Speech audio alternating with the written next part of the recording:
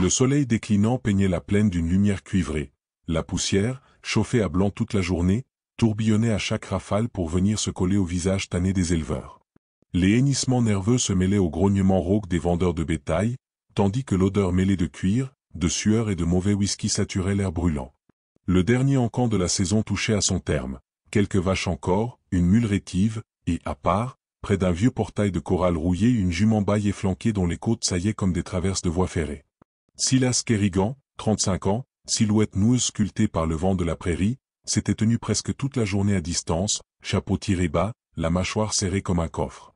Il n'aimait pas la foule, encore moins la ville, mais il avait besoin d'un cheval solide pour l'hiver à venir.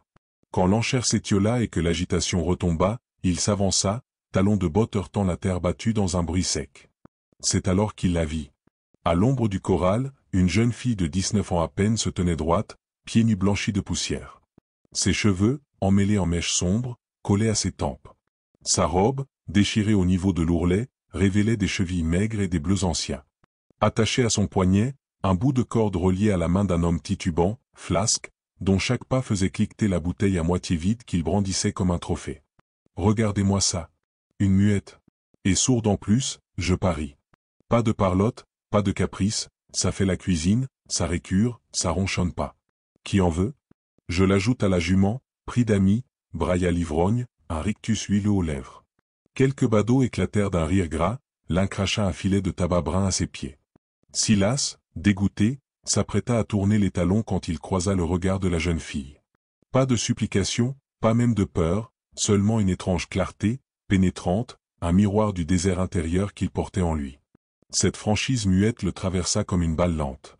Combien? Grommela-t-il. La négociation fut brève, une poignée de dollars, le tintement d'un sac de pièces, puis le cliquetis de la corde que Silas arracha d'un geste sec. Les rieurs se gaussèrent. Dis donc, Kerrigan, tu montes ta propre harem maintenant? Silas ne répondit pas.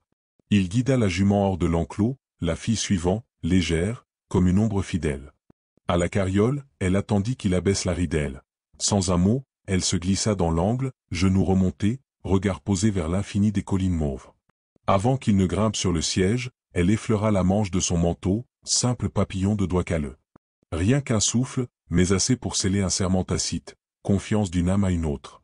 Silas claqua les guides, et la poussière avala la ville. La nuit tomba vite, pur velours sali d'étincelles d'étoiles. La route serpentait entre les mesquites jusqu'à la modeste ferme, une maison au toit penché, 2 granges bringueballantes, 200 acres de terre rouge respirant l'isolement. À l'arrivée, la jeune inconnue toujours muette balaya le paysage du regard, pas d'effroi, juste une vigilance de fauvette. Dans la cuisine, Silas ranima les braises, fit glisser la cafetière sur la grille. Il posa devant elle un morceau de craie, tapa doucement le chambranle. Ton nom. Elle contempla longuement la craie, puis traça contre le bois, de lettres légèrement penchées, Emmeline. Silas répéta, à mi-voix, savourant la saveur inhabituelle du mot, elle inclina la tête, énigmatique, avant de disparaître vers l'écurie. Le matin suivant, Silas la trouva agenouillée dans la pénombre du box, main posée sur le flanc de la jument blessée. Pas de caresse superflue, mais une écoute tactile, presque sacrée. Le cheval, d'ordinaire farouche, demeurait immobile, dilatant chaque souffle comme s'il savait qu'on le soignait.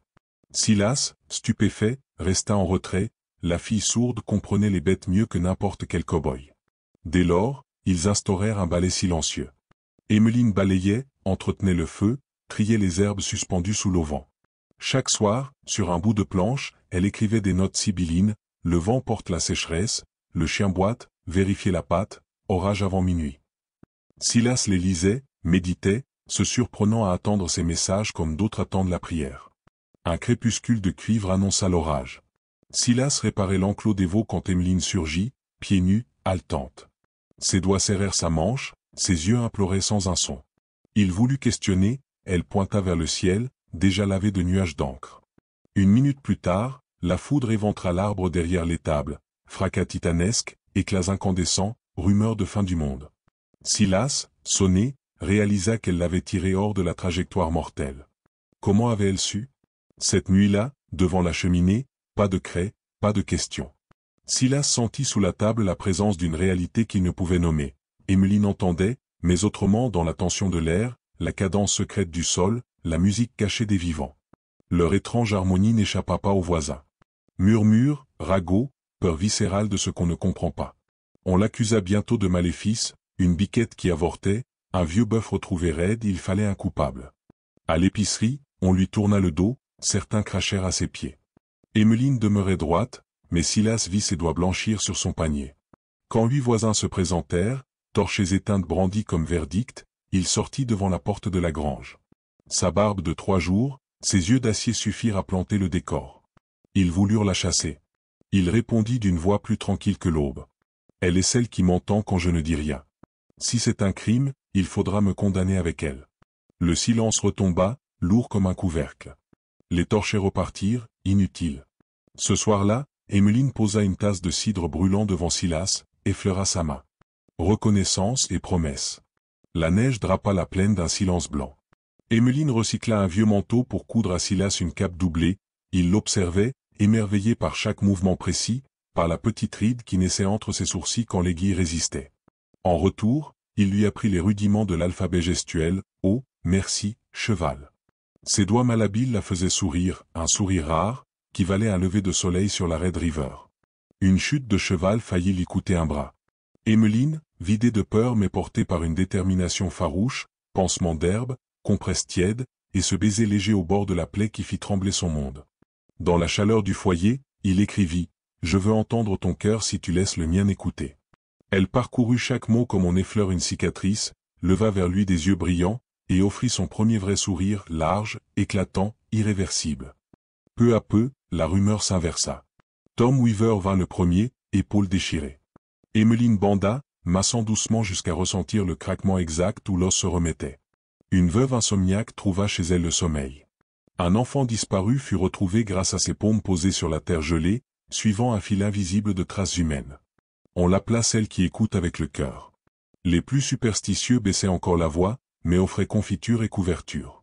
Le temps passa non pas en jour, mais en récolte de maïs, en pouliche mise bas, en tempête calmée par un simple geste d'apaisement. Silas construisit un banc sous le vieil alisier. Là, chaque soir, il sirotait du thé fumant. Parfois il sortait son harmonica, et Emmeline, yeux fermés, percevait les vibrations couler dans l'air comme un ruisseau. Un soir d'été, elle prononça dans un souffle brisé, imparfait, mais porté par tout l'amour retenu. « Je n'ai pas besoin de son, seulement de toi. » Silas, la gorge serrée, répondit. « Je t'entends, depuis le premier regard. » Le vent emporta le reste. Les enfants du village venaient apprendre à écouter, sentir la peur d'un lapin dans le frémissement de ses moustaches, repérer l'impatience d'un poulain dans le frisson de son épaule. Emmeline enseignait sans parole, Silas traduisait parfois, mais souvent, il se contentait d'observer cette chorégraphie subtile où chaque silence devenait phrase. Les saisons se succédèrent. Les cheveux d'Emmeline se strièrent d'argent, la démarche de Silas se fit plus lente. Il ne comptait plus les années, il comptait les couchers de soleil, les migrations d'oies, les éclats de rire d'un enfant redevenu sain. Par un soir lilas, ils gravirent la colline qui dominait le ranch. La jument qu'Emmeline avait sauvée tant d'années plus tôt broutait, un poulain à ses côtés. Là-haut, sous l'immense dôme du ciel du Texas, Emmeline laissa échapper un rire, fragile murmure, mais si clair qu'il vibra jusque dans le cœur des pierres. Silas posa un baiser sur sa tempe. Personne n'aurait besoin de raconter leur histoire, elle continuerait de germer, silencieuse, dans chaque âme qui apprendrait un jour à écouter sans entendre, à parler sans mots, à aimer sans bruit. Et si vos propres silences aspirent à être compris, si vous croyez que le langage le plus profond pulse sous la peau plutôt qu'entre les lèvres, alors vous portez déjà, quelque part en vous, l'écho du ranch de Silas et Emmeline. Puissiez-vous, à votre tour, trouver quelqu'un qui entende le battement secret que vous gardez enfoui. Parce qu'au-delà du vent, des préjugés et du temps, il existe une musique que seules les âmes courageuses peuvent percevoir, une musique assez puissante pour faire danser même le silence. Quand le blizzard fondit enfin et que les coteaux se piquetèrent d'éclosions de lupins, un grondement nouveau se glissa à l'horizon, pas un orage, pas un troupeau, mais le martèlement régulier des maillets des arpenteurs du Central et Pacific Railroad.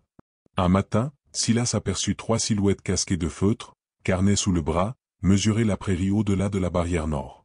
La rumeur courait depuis des mois, les rails descendraient vers la frontière du Mexique, avalant tout sur leur passage. Dans la cuisine emplie de vapeur de café, Silas posa la carte froissée sur la table. Emmeline, son châle gris tombant sur ses bras, effleura du doigt la ligne rouge que les ingénieurs avaient tracée, un trait impitoyable qui coupait leur terre comme un couteau. Elle leva vers lui un regard où luisait à la fois détermination et inquiétude. Pas sans lutte, signa Théil, doigt tremblant, il n'était jamais à l'aise avec l'alphabet, mais il tenait à ce que chaque mot passe par ses mains. Elle acquiesça, puis écrivit sur l'ardoise, « Écoutez d'abord. Comprendre. Trouver la faille. » Silas expira, soulagé de l'avoir traité la menace comme tout le reste, par la patience, la perception d'un courant sous-jacent que personne d'autre ne pressentait. Le surlendemain, un chariot constellé de poussière s'arrêta devant la barrière. Descendit un homme élancé, barbe soignée, costume de laine noire couvert de particules rougeâtres. James Braddock, ingénieur en chef. Il venait négocier. Silas sortit le premier. Braddock parla de progrès, de l'Amérique qui avance à la vitesse de la vapeur, d'offres généreuses pour acheter des portions de ranch. À chaque argument, Silas répliqua par un nom sec, métallique. La conversation s'envenima. Braddock montra un papier scellé, une citation d'expropriation possible. Les poings de Silas se crispèrent. Alors Emmeline apparut sur le perron, calme comme une aube sans vent. Braddock la salua distraitement, prêt à poursuivre son laïus. Mais Emmeline s'avança, mains ouvertes. Elle tendit au visiteur un bol d'eau tirée du puits, froide, limpide, puis effleura la carte.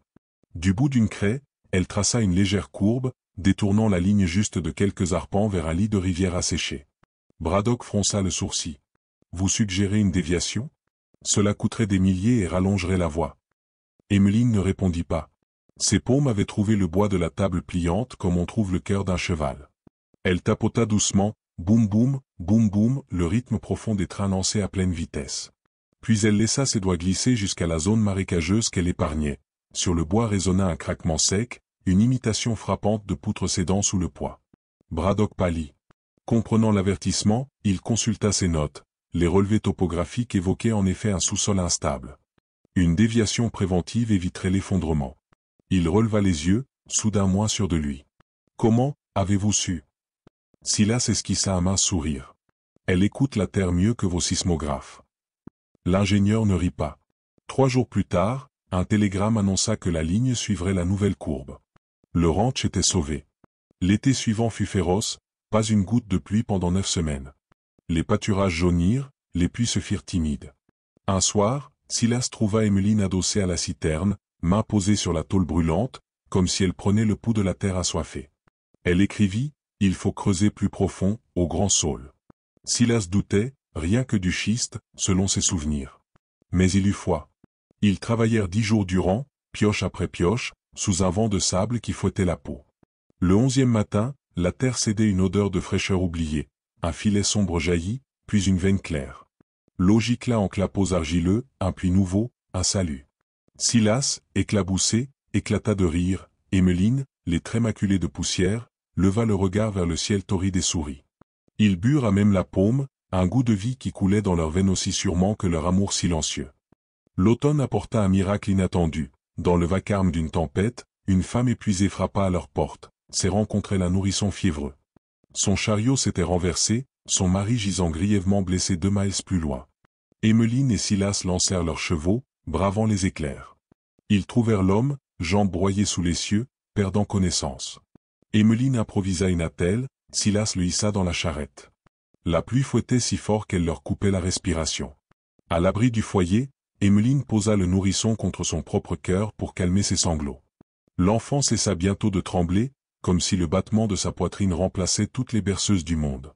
La mère, nommée Clara Hollis, marchandait déjà son dernier espoir. « Prenez-le, si je ne m'en sors pas, qu'il vive quelque part où l'on sait écouter la vie. » La convalescence fut longue, mais le couple Hollis survécut.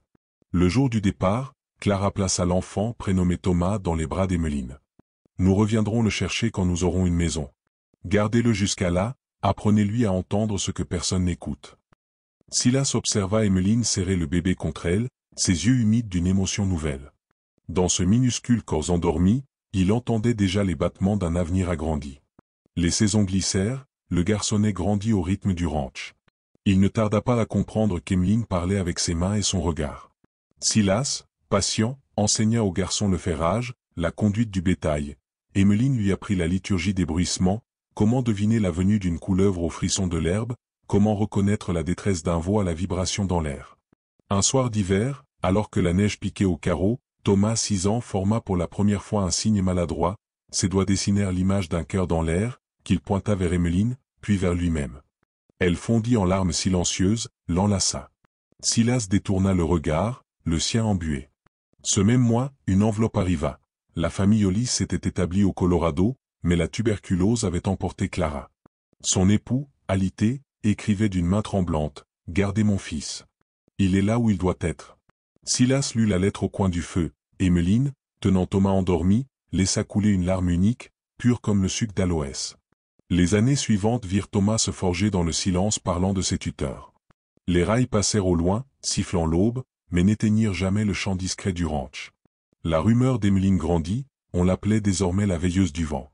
Les femmes traînaient des chaises jusque sous son tilleul pour qu'elle pose une main sur leur ventre rond, les rassurant par une simple caresse. Les hommes venaient, sourcils froncés, lui demander si la sécheresse finirait bientôt. Elle répondait rarement par des signes, le plus souvent, son silence suffisait. Un soir, alors que la comète de Halley fendait le ciel comme un couteau d'argent, 1910 approchait à grands pas, transformant l'Amérique, Silas, cheveux poivre-sel, épaules voûtées, sentit une douleur vive traverser sa poitrine. Il se retint au chambranle, la respiration hachée. Emmeline accourut, pressa son oreille, non, son âme, contre son torse, chercha ce cœur qu'elle connaissait mieux que le sien. Elle signa, « Repose-toi. » Il secoua la tête, « Pas encore. Le monde n'a pas fini de t'entendre. » Cette nuit-là, il rêva de plaines éternelles et de la petite foule de fantômes bienveillants, son père, Clara Hollis, même l'ivrogne du marché qui lui souriait, apaisé. Au matin, il avait vieilli de 10 ans. Emmeline, calme et forte, prit les rênes du ranch, épaulée par Thomas, adolescent solide au regard franc. Quand Silas comprit que son temps s'amusait, il réclama l'ardoise et griffonna. « Le ranch est à toi, Emmeline. À toi et à notre fils. Promets-moi de garder l'écoute vivante. » Elle tint ses doigts autour des siens, les porta à ses lèvres, geste qu'elle avait réservé jusque-là aux bêtes blessées et aux enfants fiévreux. Puis, très lentement, elle forma les mots qu'elle avait mis toute une vie à apprendre. « Je promets. » Il sourit, ferma les yeux, le vent passa sur le toit en un long soupir, comme s'il emportait cette âme fatiguée vers les pâturages sans fin. Emmeline resta là, front contre son épaule, jusqu'à sentir le silence devenir éternité. Les funérailles furent simples. Les voisins, jadis pleins de crainte, vinrent déposer des chapelets de fleurs sauvages. Emmeline creusa la première pelletée, Thomas la dernière. Ils posèrent sur la tombe un cairn de pierre plate, puis Emmeline glissa à l'abri de la terre une des craies blanches qui avait écrit Bacon bat tant d'années auparavant, symbole d'un dialogue jamais rompu. Les mois passèrent. La douleur demeura, mais comme une rivière sous la glace continue de chanter, l'amour de Silas infusait chaque recoin du ranch. Emmeline, désormais femme de chef, guida avec douceur et fermeté. Les colts ressemblaient à des danseurs sous sa main. Thomas, devenu homme, ridait le ciel dans le vol libre de ses lassos et riait du même rire que son père adoptif. Un printemps, il ramena une institutrice du bourg, Abigail Morse, yeux couleur gentiane. Lorsqu'il présenta la jeune femme à Emmeline, cette dernière saisit ses mains, les garda longtemps, puis sourit, comme si elle avait entendu la chanson secrète qui les liait. Plus tard, Thomas murmura à sa mère, lèvres contre son oreille. Elle aussi, elle veut apprendre à écouter. Des décennies plus tard, un voyageur solitaire suivit l'ancienne voie ferrée, arrêté par la vue d'un ranch aux clôtures soignées et aux granges pleines de vie. On lui parla d'Emmeline, la vieille dame au regard océan, capable de prévoir un vélage à la minute près, d'un certain Silas, mort depuis longtemps mais dont les chants respiraient encore la patience, d'un Thomas, guérisseur des bêtes, et d'Abigail, qui enseignait la lecture et le silence aux enfants. Quel est donc leur secret? Une fillette, grelottant de timidité, répondit en portant la main à sa poitrine. « Ils écoutent ici, dit-elle. Et puis, ils écoutent aussi là. » Sa paume effleura le sol. Le vent souleva ses cheveux comme pour approuver. Au loin, sous un ciel rougeoyant, Emmeline, désormais presque courbée, mais les yeux brillants comme au premier jour, se tenait à la lisière du pré. Elle vit le voyageur, leva doucement un bras. Pas un mot, juste une invitation tranquille. « Entre, toi qui cherches à entendre. » Et si l'étranger avait su lire les lèvres, il aurait perçu derrière son sourire cette phrase muette, héritage immuable du ranch Kerrigan. Ici, même le silence a une voix. Écoute-le, et il te racontera tout ce que le monde laisse tomber entre ses bruits. Que la poussière chaude du Texas vous accompagne partout où vous irez, qu'elle murmure sous vos pas les histoires de Silas, d'Emmeline et de tous ceux qui ont appris qu'écouter est parfois le plus grand acte d'amour.